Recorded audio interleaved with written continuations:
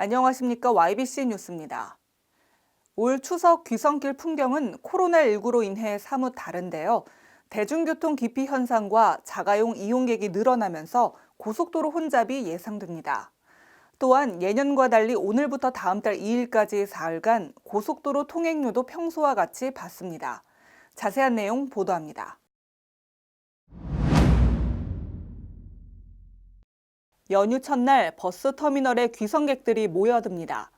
예년보다 비교적 한산한 모습입니다. 매표소는 절반만 문을 열었습니다. 코로나19 확산을 막기 위해 승객과 역무원 간 대면 접촉을 줄이기 위해서입니다. 대부분의 귀성객들이 인터넷이나 모바일, 전화로 승차권을 구입하고 있습니다. 딸네 집 가는데 집에서 음식해서 먹고 잘 지내려고 해요. 이번 추석 때는 코로나 때문에 가족과 집에서 보내기로 했습니다.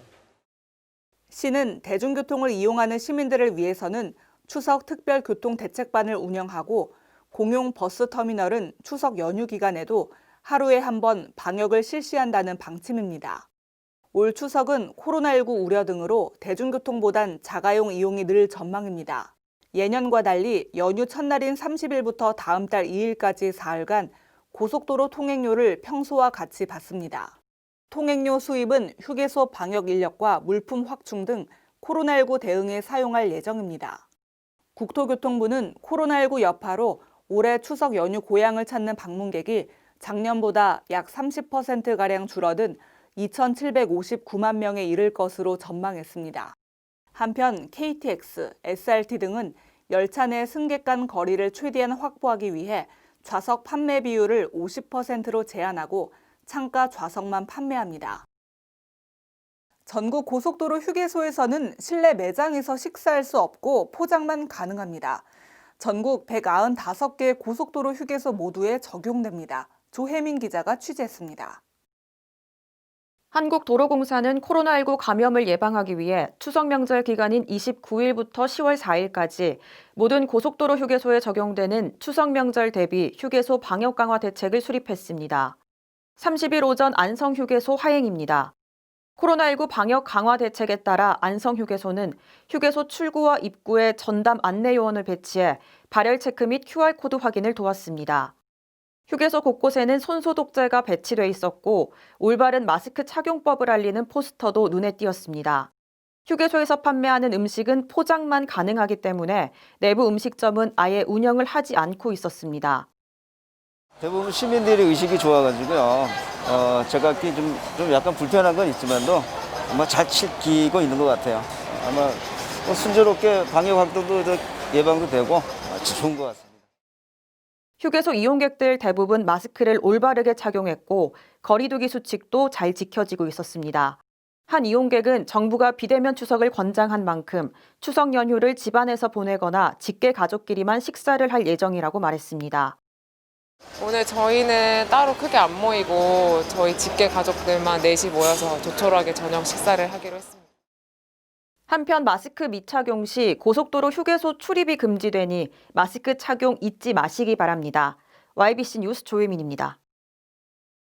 평택시립추모공원 내 추모관은 보건복지부 지침에 따라 추석 연휴 기간에 사전 예약제로 운영합니다.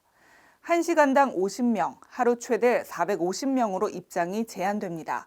이주희 기자가 취재했습니다. 추석 연휴 첫날 아침 평택시립추모공원입니다. 오전 9시 일찌감치 성묘를 하고 가는 시민들의 모습이 보입니다. 예년 같은 긴 추모객 행렬은 찾아볼 수 없습니다.